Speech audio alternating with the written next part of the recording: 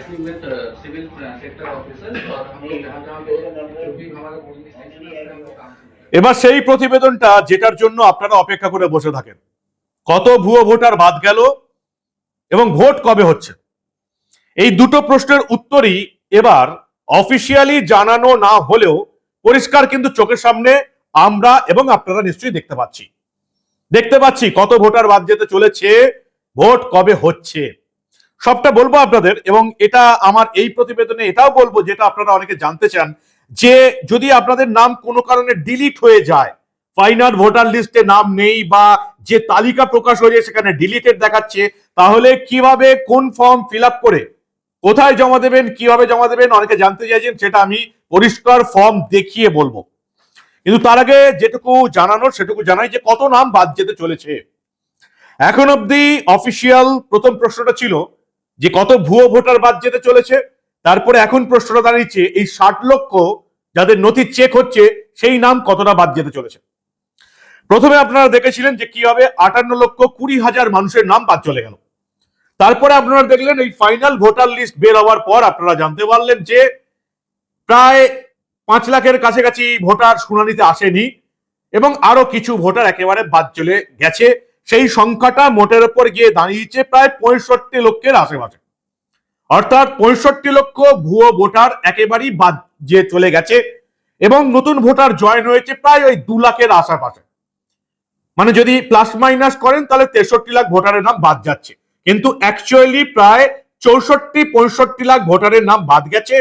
2 lakh voter নতুন করে আবেদনপত্র দিয়ে নিজেদের নাম তুলেছে, সেটা আলাদা ব্যাপার। কিন্তু এই 65 লাখের পর প্লাস কত ভোটারের নাম বাদ যেতে চলেছে, যে 60 লাখের নথি চেক হচ্ছে তাতে এখন অব্দি যেটুকু জানতে পেরেছি ওই 4.5-5 লাখের মতন নথি মাত্র চেক হয়েছে এই গত 7-8 দিনে। এবং এই 5 লাখ অ্যাপ্রক্স ভোটারের যে নথি চেক হয়েছে সেখান থেকে যে সংখ্যাটা উঠে এসছে তাতে 25% বাদ চলে গেছে, যাদের নাম ভোটার তালিকায় থাকবে না। 75% গ্রিন সিগন্যাল পাচ্ছে আপাতত এই প্রথম 5 লাখের বিচারে। এখনো 55 লাখের নথি চেক করা বাকি আছে। কত নথি চেক হবে নমিনেশন ফাইলের শেষ দিন অব্দি, সেটাও কিন্তু যথেষ্ট সন্দেহের ব্যাপার।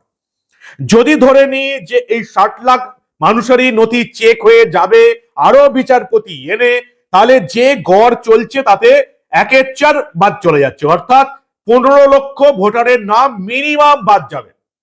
65 লক্ষ প্লাস 15 লক্ষ, 80 লাখ ভুয়ো ভোটারের নাম যে বাদ যাচ্ছে এই নিয়ে কোনো সন্দেহ নেই, যেটা চোখে দেখা যাচ্ছে। 80 লাখ, 15 লাখ ধরে নিচ্ছি, মানে 60 লাখের মাত্র 1/4% ধরে নিচ্ছি, সংখ্যাটা একটু বাড়বে নির্বাচন কমিশন যেটা জানাচ্ছে। 15 লাখ যদি ধরে নিই, 80 লাখ ভুয়ো ভোটার যদি বাদ যায়, তাহলে 294 অ্যাসেম্বলিকে যদি ভাগ করেন তাহলে দেখা যাবে গড়ে প্রায় 27,000-এর বেশি ভোটার বাদ যাচ্ছে একটা বিধানসভা থেকে। আবার বলছি, সবচেয়ে কম ভোটার বাদ যাওয়ার সংখ্যা ধরলাম 1/4, যেটা এখনো গড় চলছে। 1/4 যদি ধরি তাহলে 80 লাখ ভোটারের নাম বাদ যাচ্ছে, গড়ে হচ্ছে প্রত্যেকটা বিধানসভায় 27,000 করে ভোটারের নাম। 2021-এ 63টা আসনে বিজেপি হেরেছিল মাত্র 5,000 ভোটের ব্যবধানে, আর 1 থেকে 10,000 ভোটের ব্যবধান ছিল প্রায় 93-94টা আসনের ক্ষেত্রে। সেক্ষেত্রে গড়ে প্রত্যেকটা বিধানসভায় 27,000-এর বেশি ভোটার বাদ চলে যাচ্ছে। এবং আরো যেটা আশঙ্কার বিষয়, এই 60 লাখের মধ্যে 30% মানে 30 লাখ ভোটারের নথি চেক হবেই না নমিনেশন ফাইলের শেষ দিন অব্দি, এমনটাই কিন্তু এখন অব্দি বোঝা যাচ্ছে। যা আমাদের হাতে বিচারপতি এবং বিচারক এসছেন 500-550, আরো নাকি 200-250 আসছেন, 800-র কাছাকাছি হয়তো দাঁড়াবে। কতটা বাড়বে এখন অব্দি নির্বাচন কমিশন সঠিক করে জানাতে পারেনি, কিন্তু যেটুকু সর্বাধিক সবচেয়ে বেশি পরিমাণ নথি যদি চেক হয় তাহলেও 30 লক্ষ, খুব বেশি হলে এখন অব্দি যেটা ধরা যাচ্ছে। এই 30 লক্ষের মধ্যে 1/4 বাদ চলে যাবে গড়ে, এবং বাকি 30 লক্ষ ভোট দিতে পারবে না যদি সুপ্রিম কোর্ট নতুন করে কিছু রায় না দেয়। সেক্ষেত্রে 60 লাখের নথি চেক করতে হলে এই রাজ্যে রাষ্ট্রপতির শাসন জারি করে পরবর্তীকালে ভোট করাতে হবে। 60 লাখ মানুষের নথি চেক করা সম্ভব নয়, 100 দিনেরও বেশি লাগবে, এটা পরিষ্কার বিচারক এবং বিচারপতিদের তরফ থেকে জানিয়ে দেওয়া হয়েছে। তাহলে কি দাঁড়াচ্ছে, অর্থাৎ সোজা হিসাবে যদি 60 লাখ যদি চেক হতো তাহলে 80 লাখ বাদ যেত। 60 লাখ চেক হচ্ছেই না।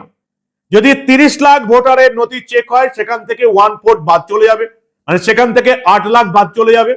আর বাকি যারা 30 লাখ নথি চেক হবে না তারাও এবারের ভোটে ভোট দিতে পারবে না। এখন অব্দি এটাই সুপ্রিম কোর্টের সিদ্ধান্ত, যদি এরপরে সুপ্রিম কোর্ট নতুন করে কোনো রায় না দেয়। তাহলে কি দাঁড়াচ্ছে? 30 লাখ প্লাস 8 লাখ, 38 লাখ বাদ চলে গেল, 65 লাখ আগে বাদ চলে গেছে। অর্থাৎ 1 কোটির বেশি ভোটার এবারের ভোটে ভোট দিতে পারছে না। গড়ে কত করে দাঁড়াবে? 30,000-এরও বেশি ভোটার। যা কিছুই হয়ে যাক না কেন, সুপ্রিম কোর্ট নতুন করে কোনো কিছু রায় না দিলে তৃণমূল যে আর চতুর্থবারের জন্য এই রাজ্যে ক্ষমতায় আসছে না এটা বলাই বাহুল্য। এটা হচ্ছে এখনকার দিনের অবস্থা। এবং আমি আপনাদের ওই যে বললাম যে কিভাবে এবার আপনারা যে ডিলিটেড যদি হয়ে যান কিভাবে আবেদনপত্র জমা দেবেন। এবার আর কোনো বিএলও কে নয়, কোনো ইআরও কে নয়, কোনো এইআরও কে নয়। যেটুকু আমরা জানতে পেরেছি যে সরাসরি জেলা শাসককে অর্থাৎ ডিইও যারা আছেন জেলা শাসককে আপনারা 15 দিনের মধ্যে আবেদন করতে পারবেন। এবং তাতেও কাজ না হলে আপনারা একেবারে নির্বাচন কমিশনের যে ওয়েবসাইট রয়েছে voters.eci.government.in এর মাধ্যমে অথবা যারা বিএলও ছিলেন তাদের মাধ্যমে আবেদন করতে পারবেন। সরাসরি জেলা শাসককে আবেদন করতে পারবেন এবং আমাদের এখানে মুখ্য নির্বাচনী আধিকারিকের দপ্তরে আবেদন করতে পারবেন এই ফর্মটা ফিল আপ করে। কি রয়েছে ফর্মটা ভালো করে দেখুন। To the district election officer, district name, placeholder, subject key, application for the reconsideration of deletion of name from electoral roll with reference to list published on 28/2/2026। আপনার নাম ডিলিট হয়ে গেছে, আপনাকে এই আবেদনপত্র করতে হবে। পরিষ্কার ফর্মে সবকিছু দেওয়া আছে। সরাসরি জেলা শাসক দপ্তরে আবেদন করবেন এবং ইলেকশন দপ্তরে আবেদন করবেন। আর কাউকে আবেদন করার দরকার নেই, কারণ যে বদমাইশিগুলো মমতা বন্দ্যোপাধ্যায় রাজ্য সরকারি কর্মীরা করছে এবং ইলেকশন দপ্তরের অ্যাপসের কারণে কিছু নাম ভুলের কারণে বাদ যাচ্ছে, আপনারা এবার সরাসরি জেলা শাসক দপ্তরে এবং ইলেকশন কমিশনের ওয়েবসাইটে আবেদন করতে পারবেন। voters.eci.government.in এর মাধ্যমে আপনারা আবেদন করতে পারবেন। ডিইও, ডিস্ট্রিক্ট ইলেকশন অফিসার অর্থাৎ জেলা শাসককে আবেদনপত্রে এই application for reconsideration of deletion of name from electoral roll, এই যে ফর্মটা আমি দেখাচ্ছি এই ফর্মে আপনারা আবেদন করতে পারবেন। এখানে বিধানসভার নাম, পার্ট নাম্বার সবকিছু দেওয়া আছে। সরাসরি জেলা শাসককে আবেদন করবেন, মুখ্য নির্বাচনী আধিকারিককে আবেদন করবেন। আপনার নাম তুলতে হবে, এর সঙ্গে কি কি নথি দিচ্ছেন সেলফ অ্যাটেস্টেড কপি তার পাশে জায়গা করা আছে। সরাসরি ডিএম কে জমা দিন, ইলেকশন কমিশনে জমা দিন 15 দিনের মধ্যে। কারণ আপনারা জানেন যে বেশ কিছু বদমাইশি করা হয়েছে। এবং এই যেমন চন্দ্রিমা ভট্টাচার্যের পোস্ট, মনোজ আগরওয়ালকে নিয়ে একটা পোস্ট করে দিলেন 2013 সালের একটা যে খবরের স্ক্রিনশট, সেখান দিয়ে মনোজ আগরওয়ালকে দাগিয়ে দেবার চেষ্টা করছেন চন্দ্রিমা ভট্টাচার্য। 2013 সাল, তখনও মোদী সরকার আসেনি ভারতবর্ষের ক্ষমতায়। 2013 সালে ছিল ইউপিএ গভর্নমেন্ট এবং সেই গভর্নমেন্টে শরিক ছিল মমতা বন্দ্যোপাধ্যায় তৃণমূল কংগ্রেস। সামান্য বুদ্ধিও নেই চন্দ্রিমা ভট্টাচার্যের যে 2013 সালের পোস্ট দিচ্ছি, একটা স্ক্রিনশট দিচ্ছি, তখন সরকারে ছিল ইউপিএ গভর্নমেন্ট এবং মমতা বন্দ্যোপাধ্যায় তৃণমূল এই ইউপিএ গভর্নমেন্টের শরিক ছিল। তাহলে এই যে চন্দ্রিমা ভট্টাচার্য যে পোস্ট দিলেন কার শাস্তি হওয়া উচিত? বদনাম শুরু হয়ে গেছে। যাতে বদনাম করা যায় সেই জন্য অনেক কিছু করছে, অ্যাপসের গন্ডগোল আছে। যেমন আপনারা দেখেছেন যে এই যে সুপ্রিম কোর্টের প্রধান বিচারপতি ডিভিশন বেঞ্চ, বিচারপতি সূর্যকান্ত, বিচারপতি জয়মাল্য বাগচি এবং বিচারপতি বিপুল মনুভাই পাঞ্চলির বেঞ্চে এই এসআইআর মামলা শুনানি চলছে। আর এই মামলায় যিনি অন্যতম প্রধান বিচারপতি আছেন জয়মাল্য বাগচি, তার নামের পাশেও ভুল। জয়মাল্য বাগচির নাম কি জজমাল্য না কি হয়ে গেছে, এই যে আপনারা দেখতে পাচ্ছেন। কি অবস্থা বুঝুন এবার। ইংরেজিতে নাম ঠিক আছে, ইংরাজি থেকে যেই বাংলা করা হচ্ছে নামে গন্ডগোল। অবশ্য অনেকের ইংরাজি নামের টাইটেলও ভুল আছে। এবং বেসিক্যালি আমি আপনাদের মাঝখানে আগেই বলেছিলাম এই যে বন্দ্যোপাধ্যায়, মুখোপাধ্যায়, চট্টোপাধ্যায় সব টাইটেলের নাম ভুল। এ তো গেল অ্যাপসের ভুল। এবার তৃণমূলের যে সমস্ত ইআরও, এইআরও, বিএলও আছেন তারাও গন্ডগোলটা করে রাখলেন এবং বিশেষ করে আসল ভোটার মুসলিম ভোটারদের নাম বাদ দেওয়ার চেষ্টা করলেন এবং এটা বোঝানোর চেষ্টা করলেন ইলেকশন কমিশন বিজেপির হয়ে কাজ করছে এবং মুসলিম ভোটারদের নাম বাদ দিয়ে দিচ্ছে। এই যেমন একটা উদাহরণ দিচ্ছি, 104 বছরের ভোটার শেখ ইব্রাহিম, আমার জেলাতে বাড়ি পূর্ব বর্ধমান জামালপুরের 32 বিঘা গ্রামের আদি বাসিন্দা শেখ ইব্রাহিম। 1329 বঙ্গাব্দের মাঘ মাসে জন্ম, 104 বছর বয়স। তার নাম লজিক্যাল ডিসক্রিপেন্সিতে এলো, তাকে শুনানি পর্বে হাজির করা হলো, শুনানি পর্বে তিনি নথি দিলেন, তবু তার নাম বিচারাধীন। এই যে শেখ ইব্রাহিম, মুসলমান মানি তো আর বাংলাদেশি নয়, কি মুসলমান মানি তো আর পাকিস্তানি নয়, আদি বাড়ি জামালপুরে। শেখ ইব্রাহিম তার নাম এখন বিচারাধীন। কেন এই রকমের 104 বছরের একজন বয়স্ক মানুষ, যার বিশেষ সম্মান পাওয়া উচিত, তার নাম এভাবে বিচারাধীন কেন থাকবে? সব নথি জমা দিয়েছেন, থাকার নথি, কাজ করার নথি, সব নথি জমা দিয়েছেন, তাও বিচারাধীন। আমি চাইছি এই যে শেখ ইব্রাহিমের নাম বিচারাধীন রয়ে গেল, এর পেছনে কারা আছে? যদি ইলেকশন কমিশনের অ্যাপস দায়ী, তাহলে এই অ্যাপস যারা চালু করছেন তাদেরকে শাস্তি পেতে হবে। যদি বিএলও বা ইআরও বা এইআরও দায়ী, কারা ছিলেন এখানে? এই যে শেখ ইব্রাহিম, তার বিএলও কে ছিলেন, তার ইআরও কে ছিলেন এবং এইআরও কে ছিলেন, ইমিডিয়েটলি দেখে এদের নাম ঘোষণা করে গাফিলতি কার জন্য এই সিনিয়র সিটিজেনকে হ্যারাসমেন্ট হতে হচ্ছে, চিন্তার মধ্যে পড়তে হচ্ছে, তাদেরকে শাস্তি পাওয়া উচিত। আরো একজনের উদাহরণ দিচ্ছি, মোহাম্মদ সেলিম, বাঁকুড়ার বঙ্গবিদ্যালয় ও পুরসভার 1 নম্বর ওয়ার্ডের বাসিন্দা, চূড়ান্ত ভোটার তালিকায় তার নাম এখনো রয়েছে আন্ডার অ্যাডজুডিকেশন। যেমন এই শেখ ইব্রাহিমের ছিল, তেমনি এনারও আছেন। তিনি পুলিশে কাজ করেছেন, রিটায়ার হয়ে গেছেন। পরিষ্কার ইলেকশন কমিশনের নথি বলছে যে পেনশনভোগী হিসাবে নথি, আগে সরকারি কর্মচারী ছিলেন, নথি জমা দিলেই তার নাম ভোটার লিস্টে উঠে যাবে, তবু তার নাম ভোটার লিস্টে ওঠেনি। কেন ওঠেনি? এর পেছনে কে দায়ী? বিএলও, ইআরও, এইআরও নাকি কমিশনের অ্যাপস? ইমিডিয়েটলি খুঁজে উঠে এই যে মোহাম্মদ সেলিমের নাম, এতদিন পুলিশে কাজ করেছেন, তার নাম আন্ডার অ্যাডজুডিকেশন কেন থাকবে? শাস্তি পেতে হবে। যে সরকারি আধিকারিকটা এর পেছনে আছে, এই রকম সিনিয়র সিটিজেনদের হ্যারাসমেন্ট হচ্ছে, তাকে শাস্তি দিতে হবে, দৃষ্টান্তমূলক শাস্তি চাই, যাতে তৃণমূলের তরফ থেকে চিৎকার করা না হয় যে ইলেকশন মানি হচ্ছে মুসলিম বিরোধী, আর বিজেপি মানি মুসলিম বিরোধী, বিজেপি চক্রান্ত হচ্ছে। আদৌ দূর দূরান্তে বিজেপির সঙ্গে কোনো সম্পর্ক নেই, কারণ এখানে কাজ করেছে তৃণমূল কংগ্রেসের সরকারি আধিকারিক, বিএলও, এইআরও, ইআরও, সবাই সরকারি আধিকারিক এই রাজ্যে। শাস্তি দিতে হবে, দৃষ্টান্তমূলক শাস্তি। ইলেকশন কমিশন কিন্তু আসছে, 8 তারিখে চলে আসছে ডেপুটি ইলেকশন কমিশনার জ্ঞানেশ ভারতীর নেতৃত্বে টিম। 9 এবং 10 তারিখ আসছে মুখ্য নির্বাচন কমিশনার জ্ঞানেশ কুমারের নেতাদের টিম। একেবারে পরিষ্কার নোটিশ ইস্যু জারি হয়ে গেল। 8 তারিখে জ্ঞানেশ ভারতী আসছেন ডেপুটি ইলেকশন কমিশনার, তিনি খতিয়ে সবকিছু দেখবেন। 9 তারিখ এবং 10 তারিখ জ্ঞানেশ কুমারের নেতৃত্বে ফুল বেঞ্চ আসছে, সমস্ত রাজনৈতিক দলের সঙ্গে বৈঠক করবে। যারা নিরাপত্তার দায়িত্বে থাকবেন, কলকাতা পুলিশ, সিআরপিএফ, সিআইএসএফ, যারা যারা থাকবেন সবার সঙ্গে বৈঠক হবে। অন্যান্য যারা এই পুরো ভোটের স্টেকে যারা থাকেন, ইনকাম ট্যাক্স এবং অন্যান্যরা যারা আছেন, তাদের সঙ্গে বৈঠক হবে। এবং আমি যেটা বলেছিলাম সেটাই মিলতে চলেছে। 9 তারিখ এবং 10 তারিখ যদি এখানে জ্ঞানেশ কুমারের নেতৃত্বে ইলেকশন কমিশন ফুল বেঞ্চ থাকে, তাহলে তারা 10 তারিখের পর ফিরে যাবেন, অর্থাৎ 11 বা 12 তারিখ, ম্যাক্সিমাম 12 তারিখের মধ্যে তারা দিল্লিতে সাংবাদিক সম্মেলন করবেন এবং পশ্চিমবঙ্গে বিধানসভা ইলেকশনের ডেট ঘোষণা হবে। আমি আপনাদের গত 1 মাস ধরে ওই একই কথা বলে চলেছি, 11, 12, 13 ম্যাক্সিমাম, এই সময়ের মধ্যে 11, 12-র মধ্যে রাজ্যে ইলেকশন ডেট ঠিক হয়ে যাবে। মনোজ আগরওয়াল রাজ্যের নির্বাচনী আধিকারিক পরিষ্কার বলে দিয়েছেন, 1 দফায় ভোট করার জন্য আমরা তৈরি। কিন্তু এখনো ইলেকশন কমিশনার জ্ঞানেশ কুমার 1 দফায় ভোট করতে রাজি নন।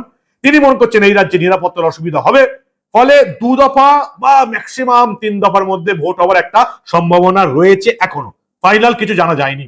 এবং সেক্ষেত্রে আবার বলছি, ভোটের ডেট অফিসিয়াল ঘোষণা হয়নি, কিন্তু আমি যেটা গত 1 মাস ধরে বলে এসেছি, এখনো আমি ওখানেই আছি। এপ্রিলের 12 থেকে 30-এর মধ্যে এই রাজ্যে ভোট এবং কাউন্টিং কমপ্লিট হয়ে যাবে। 12 থেকে ওই 26-27-এর মধ্যে ভোট হবে এবং মনে করা হচ্ছে 2 দফায় বা ম্যাক্সিমাম 3 দফায় ভোট হবে। এপ্রিলের 30-এর মধ্যে কাউন্টিং শেষ করে ভোটের রেজাল্ট ঘোষণা করে দেবে ইলেকশন কমিশন, এখন অবধি যেটা জানা যাচ্ছে। মোটামুটি একটা বৈঠক হয়েছে, সেখান থেকে কিছু জিনিস উঠে আসছে। প্রত্যেক বুথে, যেগুলো থাকে স্বাভাবিক ঘটনা, প্রত্যেক বুথে পানীয় জল, বিদ্যুতের ব্যবস্থা থাকবে, প্রত্যেক বুথে ইন্টারনেটের ব্যবস্থা থাকবে, প্রত্যেক বুথে ওয়েবকাস্টিং হবে, না হলে ভিডিওগ্রাফিক থাকবে। যে যে বুথে সিসিটিভি বন্ধ হয়ে যাবে, সেখানে কমিশন ফোর্স পাঠাবে। কিন্তু ফোর্স পাঠালে হবে না, আমাদের দাবি রয়েছে যে যে বুথে সিসিটিভি চলবে না, কয়েক ঘন্টার জন্য সিসিটিভি বন্ধ হলেও সেই বুথে পুনরায় নির্বাচন হোক, এমন একটা সিদ্ধান্ত ইলেকশন কমিশনকে নিতে হবে। আরো জানা যাচ্ছে কেন্দ্রীয় বাহিনী যে গাড়ি ব্যবহার করবে, সেখানে জিপিএস ট্যাগ থাকবে, ফলে তারা কোথায় ঘুরছে এটা কিন্তু জানা যাবে। অতি স্পর্শকাতর বুথ চিহ্নিত করা হয়ে গেছে, ফলে বুঝতেই পারছেন একেবারে ভোটের একেবারে মুহূর্তে আমরা রয়েছি। 10-11-র মধ্যে সাংবাদিক সম্মেলন হবে এবং ভোটের তালিকা ঘোষণা হয়ে যাবে।